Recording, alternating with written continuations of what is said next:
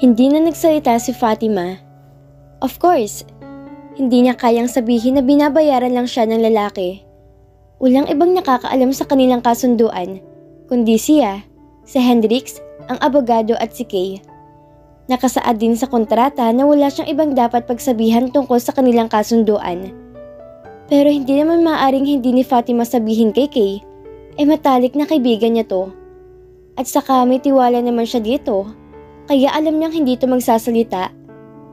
Pasado 5:00 na ng hapon nang matapos ang makeover niya. Buong paghanga siyang tiningnan ni Kay at sadyang kinurap-kurap pa ang mga mata nito. Wow! Mars, ikaw ba yan? Hindi ba isang Diyos ang aking nakita na bumaba sa lupa, na nagtataglay ng kagandahan at karikitan? Wika nito. Hoy Mars, ang OA mo. Lumalabas na rin ang pagiging makata mo ha? Nakangiting wika ni Fatima. Yes ma'am, totoo naman ang sinasabi ng kaibigan niyo. Ang ganda-ganda niyo po talaga. I'm sure, mas lalo po mai-inlove si Sir Hendrix sa inyo. Wika ni Georgia. Ngumiti na lamang si Fatima. Dahil kahit na nga siya ay hindi rin makapaniwala sa kanyang hitsura sa harap ng salamin. Ngayon lang niya naranasang makapag-makeover. Hindi naman kasi siya sanay sa mga partihan. At kahit na inanyayahan siya noon ni Eric, ayaw pa rin niyang sumama dito. Dahil feeling niya na out of place siya. Halos mga mayayaman ang mga kaibigan nito at hindi niya kayang sumabay sa lifestyle nila. Sige ho ma'am, at isukat niyo po tong sandals. I think ito mas mababagay sa suot niyo. Wika ng bakla, sabay yumuko at isinuot sa mga paa niya ang 3 inches na sandals. Kulay maroon ang nasa itaas sa bahagi ng sandal, pati na rin ng strap. Ngunit kristal ang mga takong. Napakaganda tong tingnan dahil parang kumikislap-kuslap ito kapag natatamaan ng ilaw. Wow! Perfect sa paa niyo ma'am. Sambit ng baklang si Georgia. Sinubukan ni Fatima na tumayo at maglakad-lakad. Hindi naman masyadong mahaba ang takong, kaya kering-kering niya lang suotin. Mas lalo siyang tumangkad tingnan dahil sa kanyang 5'5" na height plus 3 inches sa sandal. Tama lang naman ang kanyang pangangatawan at sexy naman ang figura niya. Maliit ang kanyang bewang at katamtaman lang ang laki ng kanyang bust at hips. Makinis ang kanyang kutis. Parang nga siyang mayaman kung titingnan, lalo na kapag naayusan siya. Mapupungay ang kanyang mga mata at matatangos ang kanyang ilong. Hugis puso ang kanyang muka at may malalambot na mga labi. Sa kabuuan, isa si Fatima sa mga babaeng nabiyayaan ng natatanging alindog na maghahagis ng karikitan ang Diyosa ng kagandahan. Mars, super duper ganda mo talaga.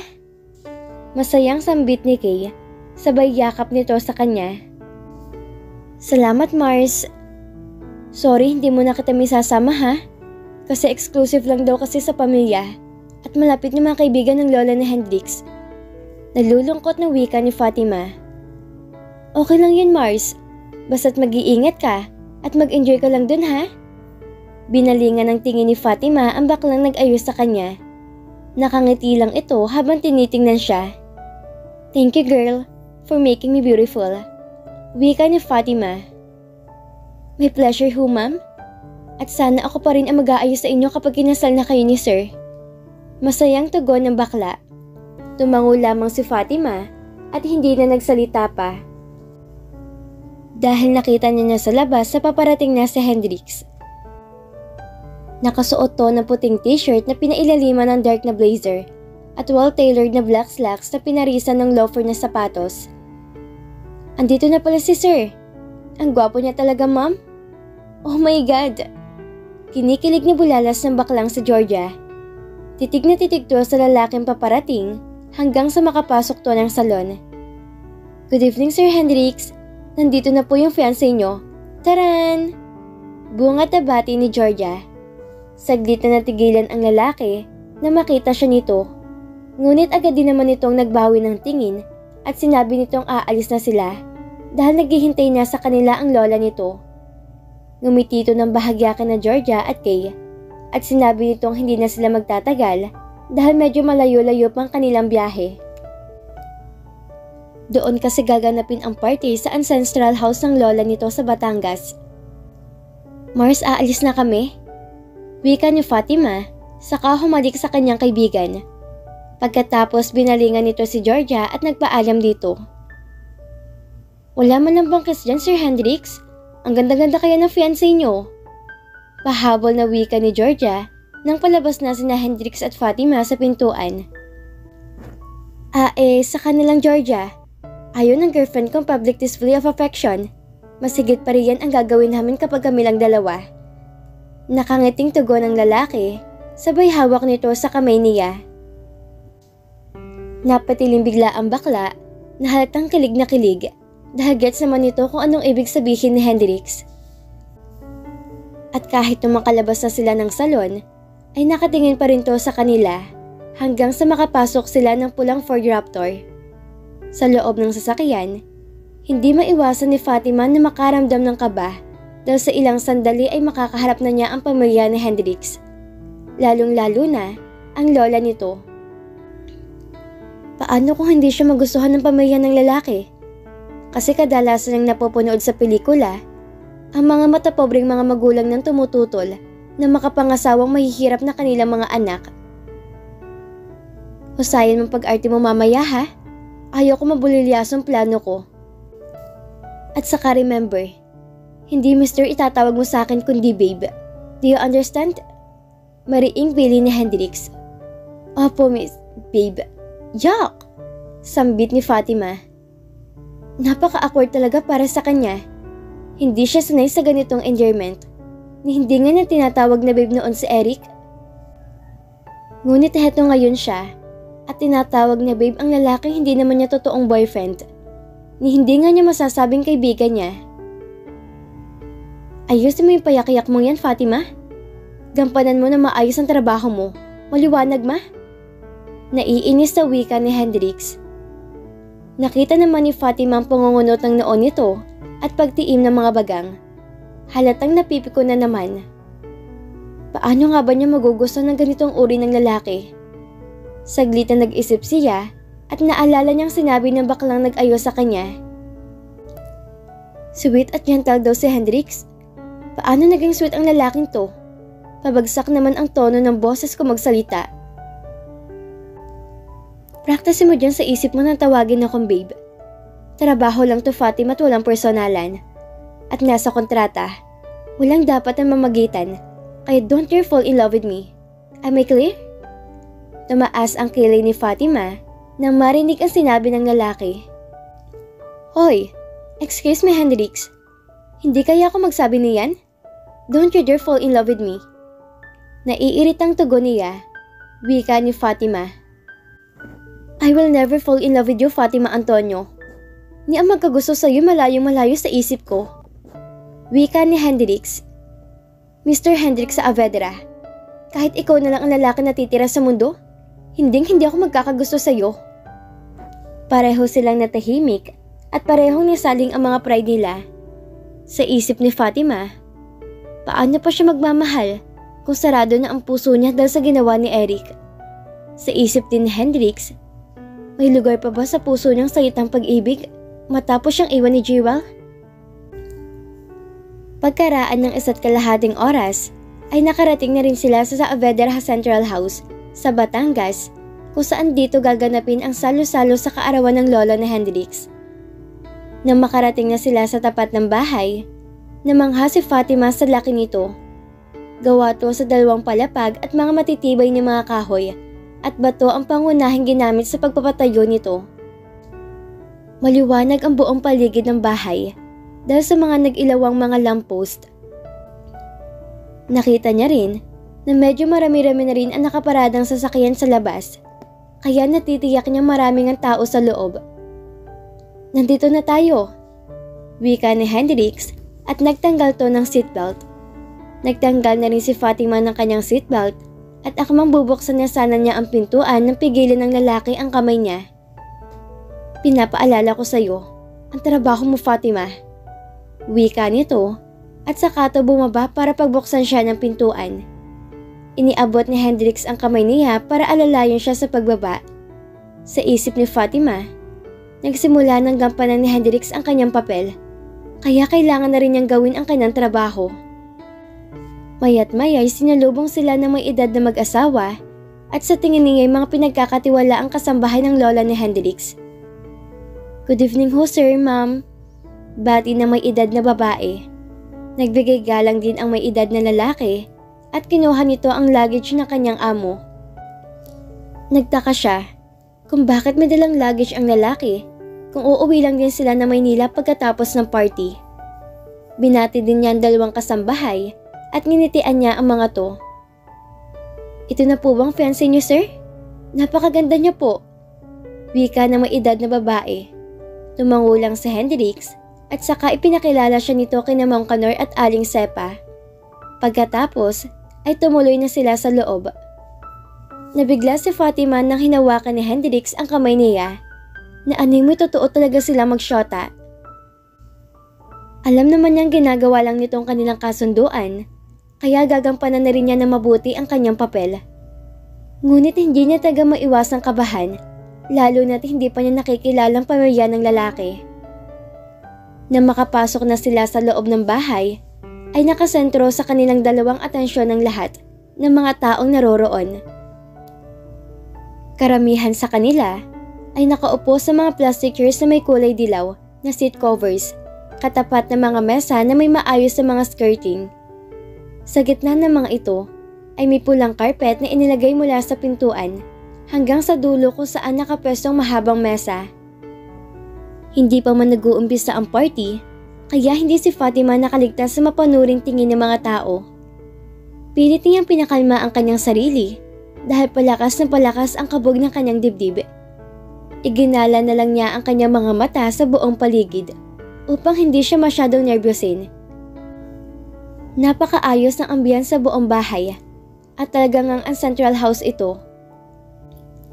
Napakaluwag ng sala, makintab ang sahig na gawa sa matibay na mga kahoy.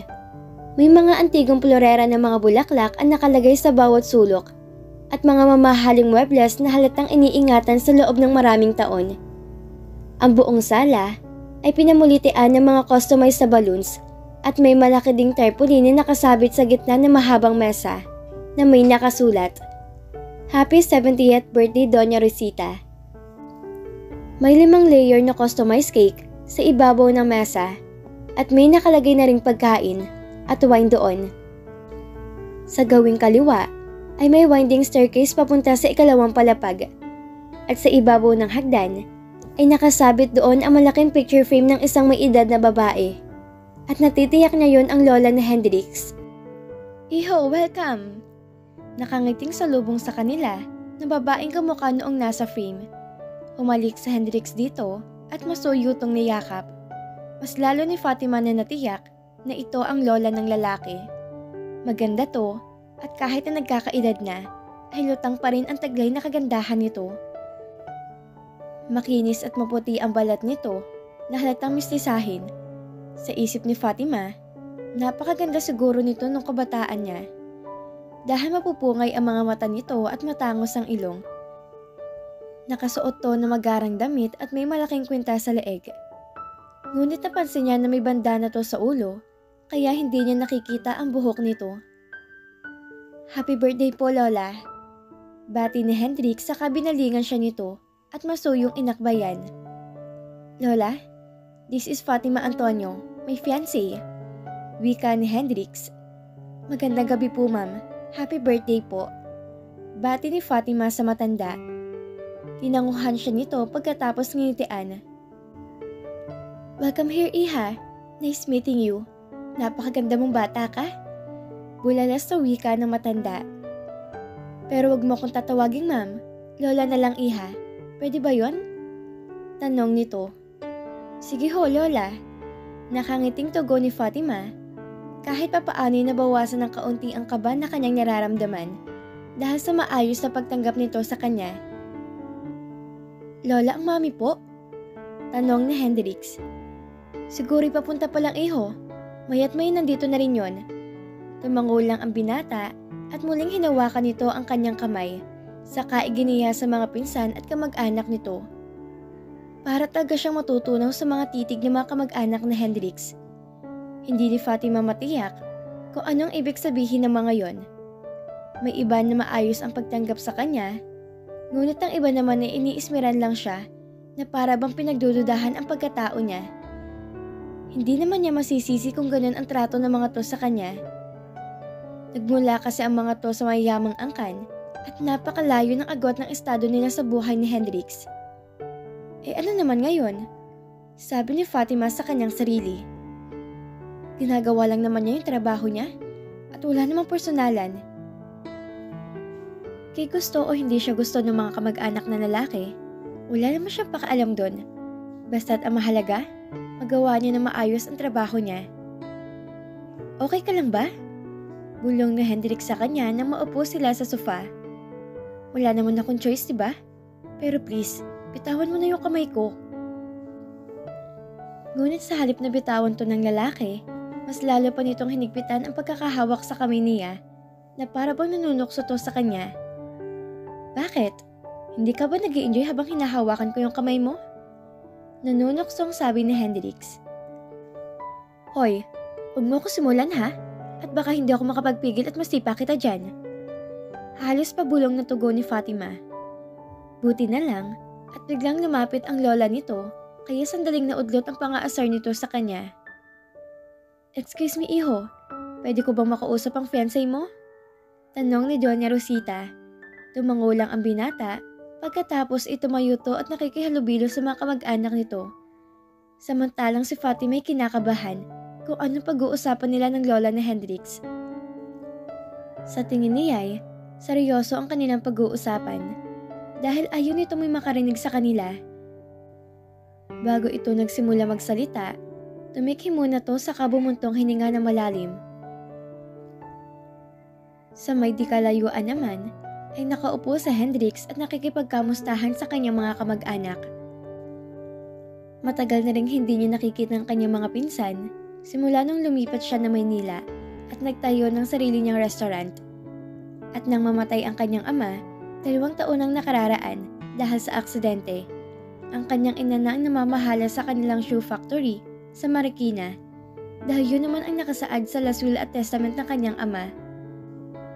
Ngunit nakasaad doon na ililipat sa kanyang buong pamamahala ng pabrika kapag nakapag-asawa siya sa edad na 30. Hindi naman siya interesado sa pabrika dahil ayaw niyang umasa lang sa kung anong meron sa kanyang pamilya. Nais niya magkaroon ng sarili mapagkakakitaan.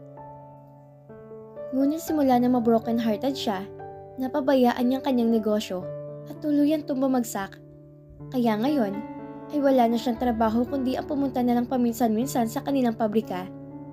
Kaya nais ng kanyang lola na makapag-asawa na siya para sa kanya na ang buong pamamahala ng shoe factory. Ngunit hindi ito ang pangunahing dahilan niya kung bakit nakipagkasundo siya kay Fatima, kundi ang mapagbigyan ang kahilingan na kanyang lola may sakit. Cancer sa ovary ang sakit ng kanyang lola at nasa stage 4 na to. Kahit patuloy ito sa pag-undergo ng chemotherapy nito, ngunit marami na rin ang mga complications dahil sa nagkakaedad na rin to. Ang totoo, may taning na ang buhay nito at napakasakit to para sa kanya. Mahal na mahal niya ang kanyang lola dahil ito ang nagpalaki sa kanya. Parehong busy ang mga magulang niya sa negosyo kaya to nag-aalaga sa kanya simula nung bata pa siya. Nahiwalay lang siya dito nang pumunta siya na Maynila.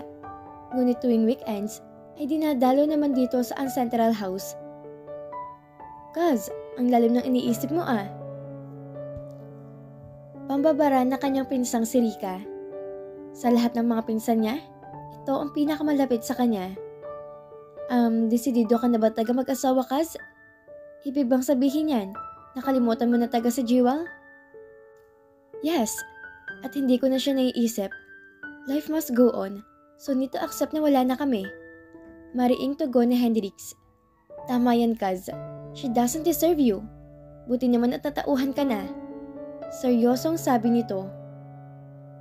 Pero in fairness, Kaz ha, maganda yung fiancé mo at mukha namang mabait. Pero mahal mo ba talaga yan? O ginawa mo lang panakip butas? Nagulat si Hendrik sa tanong ni Rika sa kanya. Saglit na natahimik siya kasi hindi rin naman niya alam kung anong isasagot niya rito. Binayaran lang niya si Fatima at hindi niya to gusto at mas lalong hindi niya mahal. Pero hindi rin niya to ginamit para maging panakipbutas lang. Oo nga't nakipagkasundo siya dito, pero ang natatanging dahilan niya ay ang pagbigyan lang ang kahilingan ng kanyang lola at wala nang iba pa. Para sa kaligayahan ng lola niya, nakahanda siya magbayad ng malaking halaga. Total may pera naman siyang naipon sa bangko na may negosyo pa siya. Bukod pa rito, pinamanahan din siya ng malaking halaga ng kanyang ama bago tumamatay. Kaz, I'm asking if you really love that woman. Tanong ulit ni Rika. Of course naman. Hindi ko naman papakasalan kung hindi ko mahal, diba? Tugon niya. Maya't mayanin nakarinig sila ng tunog ng sasakyan na huminto sa tapat ng bahay. Alam ni Hendrix na ito na ang mami niya. Hindi naman siya nagkamali dahil pagkaraan ng ilang sandali ay pumasok na sa loob ang kanyang ina. Hi anak! Bati nito sa kanya. Hi ma'am! Tugon ni Hendrix at hinalikan sa pisngi ang kanyang ina. Hello po tita! Buong galang na bati ni Rika. Tumango lang ang mami niya at nang makita nito ang biyana na nakaupo sa sofa, ay dali-dali itong lumapit at humalik sa pisngi na matanda. Sinundan ni Hendrix ito dahil sa tingin niya tapos na ang lolo niya makipag-usap kay Fatima. Hi mama, happy birthday! Bati ng mama niya sa kanyang lola. Pagkatapos ay bumaling to ng tingin kay Fatima. Ma'am, this is Fatima Antonio, my fiancé. Nakangiting sabi ni Hendrix habang nakahawak siya sa kamay ng dalaga. What? Wika ng ina niya kasabay ng pag-arko ng isang kilay nito. Alam ni Fatima na hindi siya gusto ng mami ni Hendrix. Halata naman kasi sa mga kilos nito. Matalim ang tingin sa kanya ni Madam Romina noong ipinakilala siya ng lalaki bilang fiancé. At kahit anong formal na inanunsyo ng binata ang kanilang pagpapakasal, ay tahimik lamang na nakaupo ang mami nito at nakasimangot ang tumingin sa kanya, kasabay ng pag-arko ng isang kilay nito. Napaka-istrikta nga nitong tingnan, at sa tingin niya, mata pobre nga to kaya alam niya mo naghihintay na napakalaking gulo na pagpasok niya sa buhay ni Hendrik sa Avedra. Ngunit nandito na siya, hindi na siya pwedeng umurong pa, lalo na't nakapirma siya ng kontrata at naihulog na rin sa kanyang bank account ang 5 milyong piso bilang paunang bayad. Bukas ay papadala na niyang 1 milyon sa kanyang ina sa probinsya para maipagamot kaagad ang kanyang ama. Of course, hindi niya sasabihin na pumasok siya sa isang kasunduan kaya nagkaroon siya ng ganong kalaking halaga. Sasabihin lang niya sa nanay niya na umutang siya sa bangko at babayaran lang niya ng hulugan kada buwan. Pagkatapos nilang kumain, ay kinuha ng lola ni Hendrix ang mikropono at nagsalita ito. Ikinagagala kong pagmunta niyong lahat sa aking 70 kaarawan. Ngunit ang mas lalo kong kinatutuwa ay ang planong pagpapakasal ng aking pinakamamahal na apo kay Fatima Antonio. Sa wakas, ay dininig na rin ng Diyos ang aking panalangin na bago man lang ko mawala sa mundong to, ay makita ko muna ang aking apo na lumagay sa tahimik, kasamang babaeng mahal niya at nagmamahal sa kanya ng totoo. And for now, let's have a toast of wine. Maluhaluhang wika ni Doña Rosita, saka to naglagay ng wine sa kanyang baso at bahagyatong itinaas. Para sa kaligayahan at magandang pagsasama ng aking apo at ng kanyang mapapangasawa. Cheers! Cheers! Sambit ng lahat at sabay-sabay na ininom ang wine. Pagkatapos ay umugong ang palakpakan sa loob ng bahay. At dito na po nagtatapos ang 5 kabanata ng ating kwento. At sana'y muli niyo po akong samahan sa mga susunod pang kabanata. Maraming salamat po at ingat tayong lahat.